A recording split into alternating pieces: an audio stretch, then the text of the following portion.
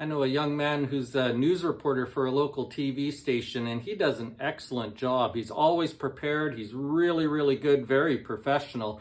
One night, though, after one of his reports, a viewer wrote in and was hyper critical about some really nitpicky things that actually had nothing to do with my friend at all.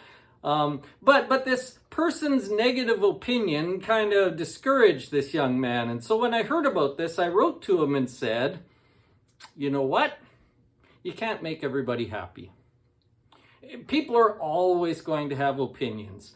All you can ever do is do the best you can do and be happy with yourself. And if you try and defend yourself to everyone, you're going to be miserable. You can't make everyone happy, so do what you can do and be happy with that. The fact of the matter is that Jesus didn't even make everybody happy all the time, right? In fact, in Luke chapter 7, the leaders of the Jewish people are really upset with him for the things that he's doing. And so Jesus stops them and says in verse 33, he says, you know what? When John the Baptist came, he neither ate bread or drank wine, and yet you said he has a demon. But when I come eating and drinking, you say, here is a glutton and a drunkard and a friend of tax collectors and sinners. Jesus says, which do you want?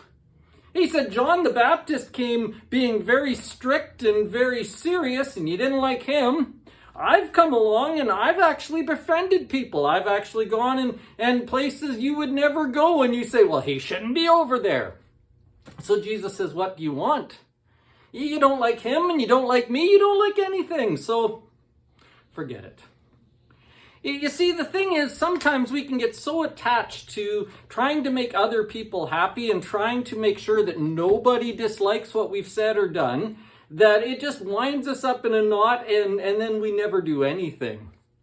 I'm not advocating that you be crass or not care anything about what people think. I think we need to take feedback, but we need to take it with a grain of salt.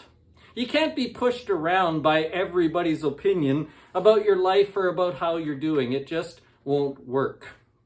As my girls were growing up, I read this to them a couple of times each as they went along, and I don't know if it helped them, but I'll pass it on and see if it helps you. I don't even know who wrote this, but it says this: keep your own counsel and don't be overly attentive to the opinion of others. High praise can cultivate an inflated ego. Heeding negative criticism can destroy your self-confidence. So form no attachment to external commentary, good or bad. You are on your own journey. I like the part that says, form no attachment to external commentary, whether it's good or bad. People will always have opinions. Some will like what you do and some don't. But nobody has to live your life. Nobody has to make your decisions. So take advice. Listen to people once in a while. If they have something good to say, adjust everything so that you match up to that. But if they're just being nitpicky and critical, just realize people are always nitpicky and critical. That's just the way it's going to be. And move on. We've got to decide who we will be and what we will do and what we will value. And then just do the best we can.